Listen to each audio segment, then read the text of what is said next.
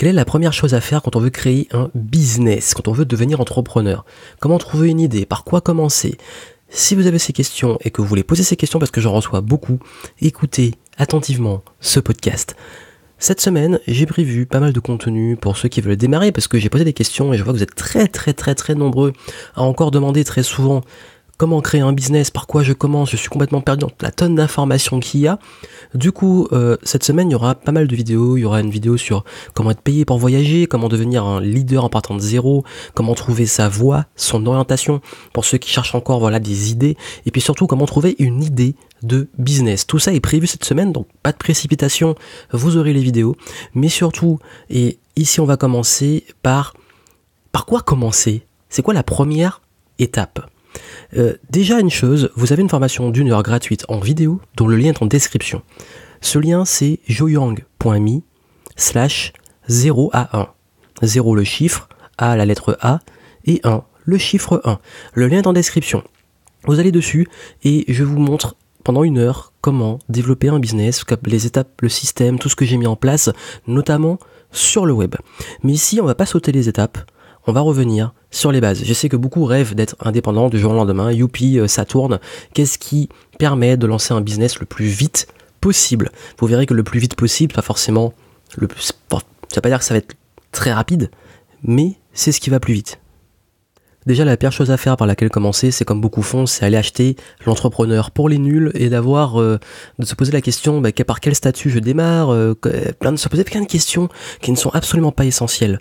Là, justement, on revient à l'essentiel. Parce qu'en fait, le business en soi, le concept est simple. C'est-à-dire que le concept est simple, l'exécution est complexe. Je vous explique. Déjà, ça consiste à quoi créer un business?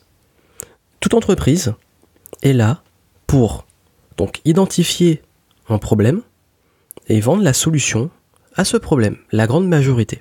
Et si vous voulez vraiment démarrer un business qui cartonne, basez-vous sur ça. Pourquoi? Parce que vous n'êtes pas une grande marque ou vous n'avez pas l'influence encore, surtout si vous démarrez de zéro, de pouvoir changer des habitudes ou pouvoir créer de nouvelles habitudes comme on voit dans beaucoup de secteurs. Un petit business qu'on démarre doit forcément être justement dans l'objectif de résoudre un problème, donc d'apporter une solution à un problème existant. Et dans le système dans lequel on est, donc quelle est l'opportunité de business la plus rapide? L'opportunité là, si vous deviez démarrer de zéro et que vous ne savez pas du tout quoi faire, ce serait de vendre l'expertise. C'est ce qui irait plus vite. C'est ce qui va aller plus vite et coûter le moins cher, puisque vendre son expertise, vous vendez vos compétences, vos talents, vos savoirs. Donc c'est pour ça que beaucoup, par exemple, veulent devenir infopreneurs, ou alors consultants, coach, thérapeute, etc. Apporter du savoir aux autres et les accompagner, les aider, les guider, les former, leur développer des compétences, peu importe, tout ce genre de business. Après oui, on peut lancer plein de types de business, il y a plein d'opportunités de business partout, les opportunités sont partout, mais il va bien falloir choisir. Après vous pouvez très bien ouvrir, je sais pas, un restaurant, une boutique, il y a plein de choses à faire. Moi ici, je vais axer sur vendre son expertise. Je sais que beaucoup me demandent est-ce que le dropshipping, tout ça c'est bien, j'en sais rien. C'est pas le type de business sur lequel je m'intéresse.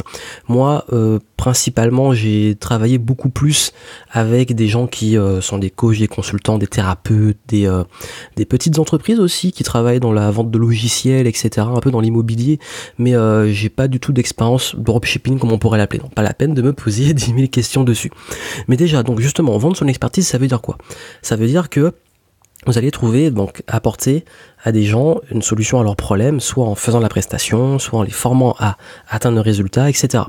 Et l'idée c'est, il y a plein de façons, je sais que vous voyez plein de trucs, créer un blog, créer une page YouTube, créer une communauté sur Facebook, un compte Instagram, etc. Je vais vous dire une chose, et là c'est que ça prend énormément de temps. C'est-à-dire que créer une communauté, c'est un passage important. Si vous allez voir la formation gratuite, je l'explique. Mais c'est un travail qui se fait en parallèle. Et si vous comptez que sur ça, vous risquez d'y passer énormément de temps. Et du coup, en fait, vous ne pouvez pas vous contenter que de ça. Si vraiment vous voulez vivre et devenir indépendant en vendant votre savoir, ne comptez pas sur le développement d'une communauté pour vendre le plus vite possible. Pourquoi? Parce que ça doit se faire, ça doit être fait. Mais le gros souci et le gros piège, c'est comme beaucoup de personnes que je connais, qui ont été dans ce cas, qui pourront vous le confirmer, c'est qu'ils ont passé 1 an à créer un blog, à créer du contenu, à développer une chaîne, YouTube, etc. Et ils ont toujours rien vendu, ils ont toujours pas de retour sur investissement, ils font pas rentrer d'argent.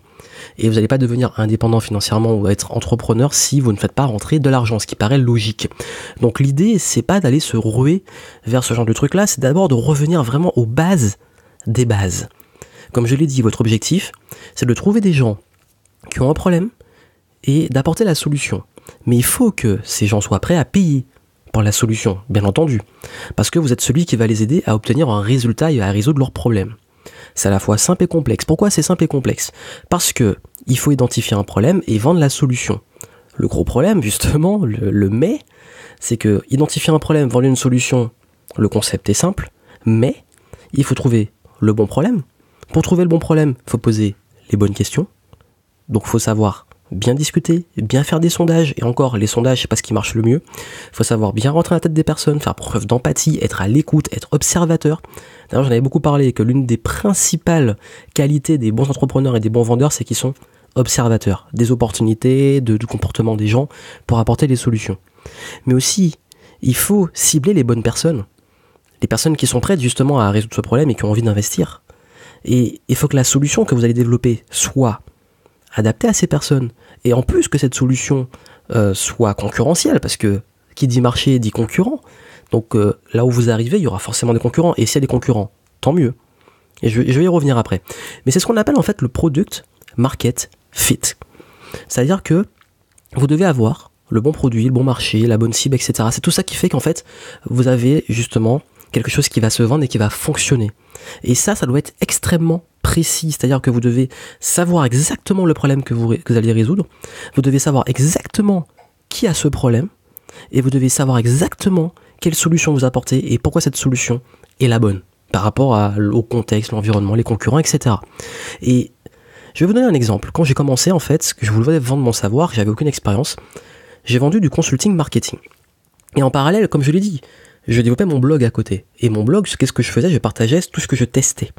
Et je créais une communauté autour du marketing et de l'influence. Et ce qui s'est passé, c'est que bien entendu, j'avais aucune expérience. Parce que là, vous allez me dire, oui, mais si on vend son expertise et qu'on n'a aucune expertise, comment on fait ? Mais comme je vous l'ai dit, quand j'ai démarré comme consultant, je me suis présenté comme consultant web marketing. Grosse erreur. Pourquoi ? Parce que ça ne veut rien dire.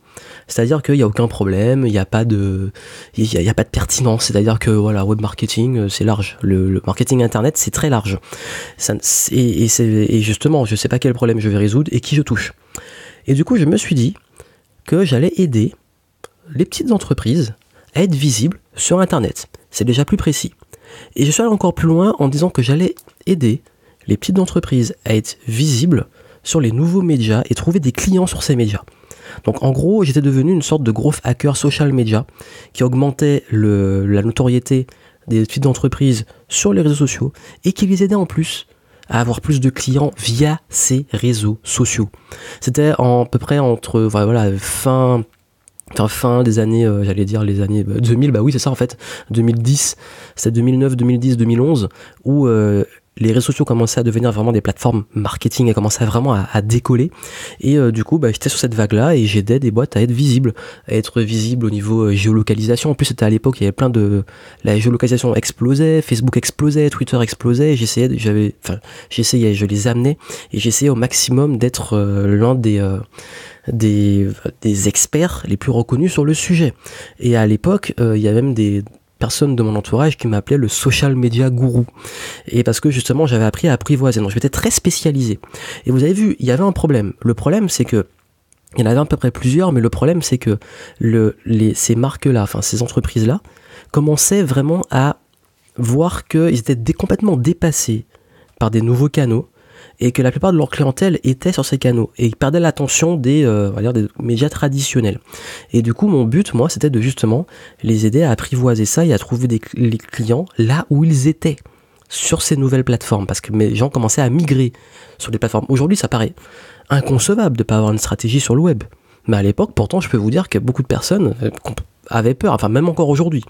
Et ce qui fait que j'ai réussi à me faire une expertise dessus, mais pourtant j'étais pas très forcément expert, le gars qui est super bon.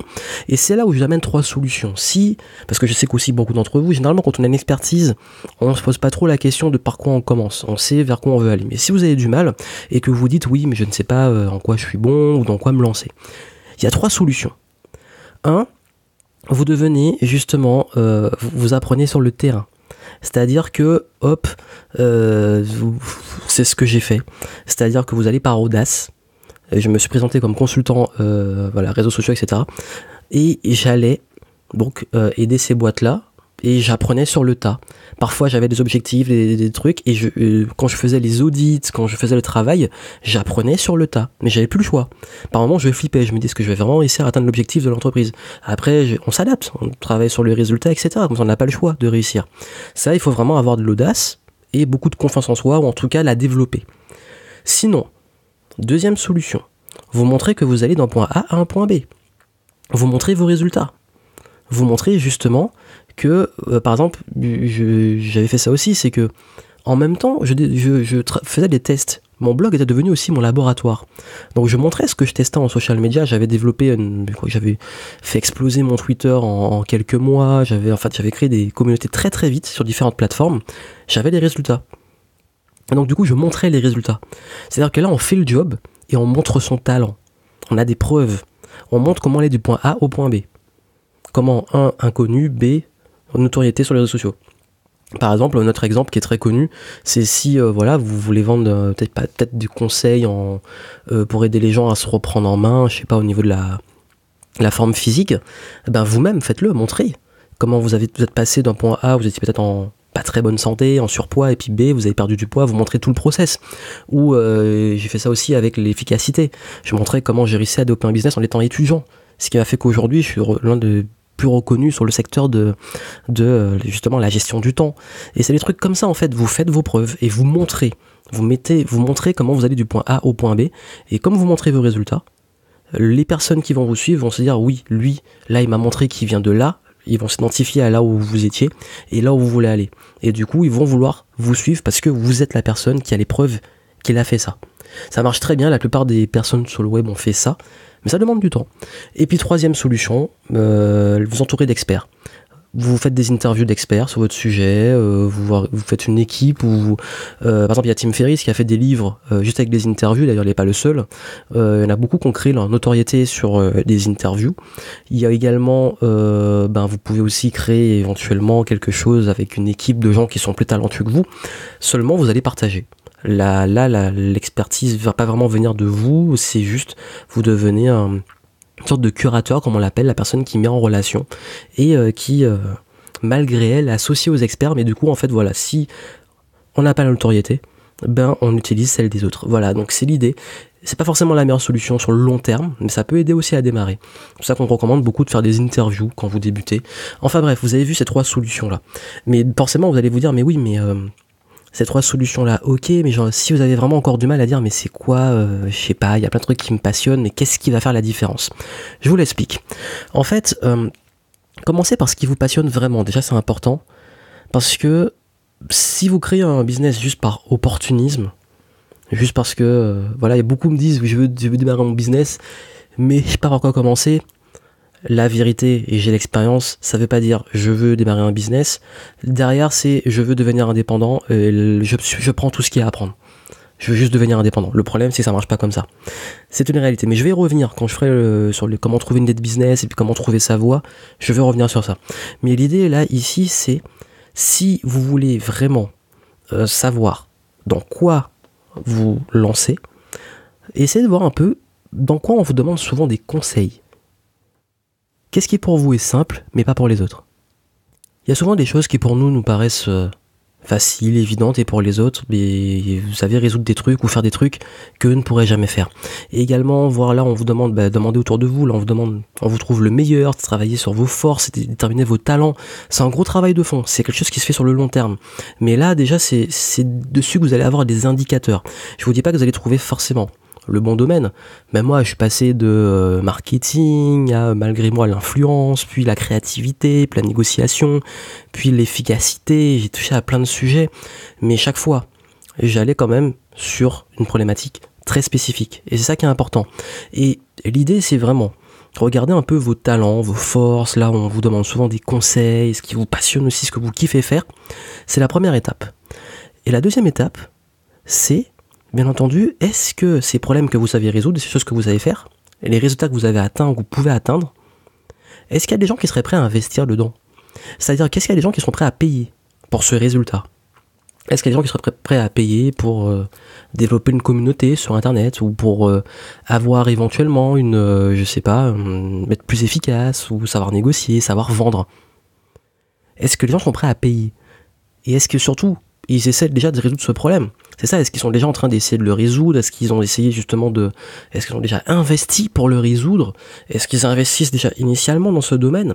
C'est des questions à vous poser parce qu'il faut aller là où il y a l'argent. Mais si les gens, en fait, ils s'en foutent, ça les intéresse pas et qu'ils sont pas prêts à payer, ça va pas marcher. Donc l'idée, c'est justement, est-ce que les gens sont prêts à payer pour résoudre ce problème que vous savez résoudre ? Ça part toujours du problème. Et bien entendu, est-ce qu'il y a des solutions qui existent ? Parce que, voilà, en fait, beaucoup disent, ouais, j'ai une super idée, mais y a pas de marché, il n'y a pas de concurrent, du coup, j'ai l'idée du siècle. En fait, souvent, s'il n'y a pas de concurrent et qu'il n'y a pas de marché, enfin, il n'y a personne qui a fait ça, posez-vous des questions. Parce que ça peut être une vraie opportunité, mais c'est très rare. Comme ça peut être au contraire, la pire idée du monde.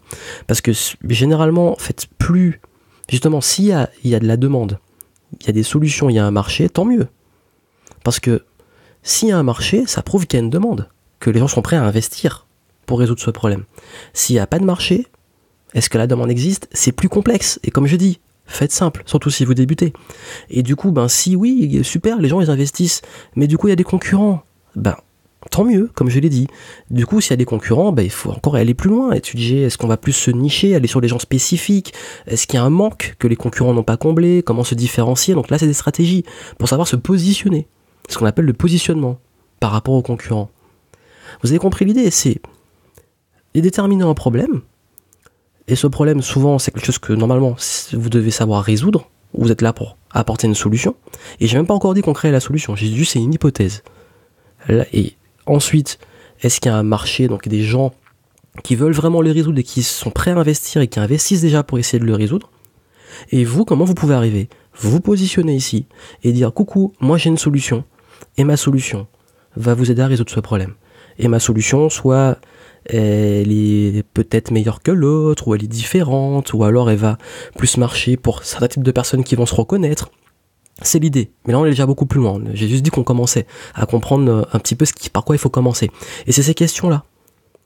Et bien entendu, il va falloir aller chez ces personnes. Il va falloir aller les rencontrer, discuter avec elles, et puis éventuellement savoir et pourquoi je vous dis que c'est important de vous poser ces questions-là avant même de commencer à faire des histoires de blog, etc.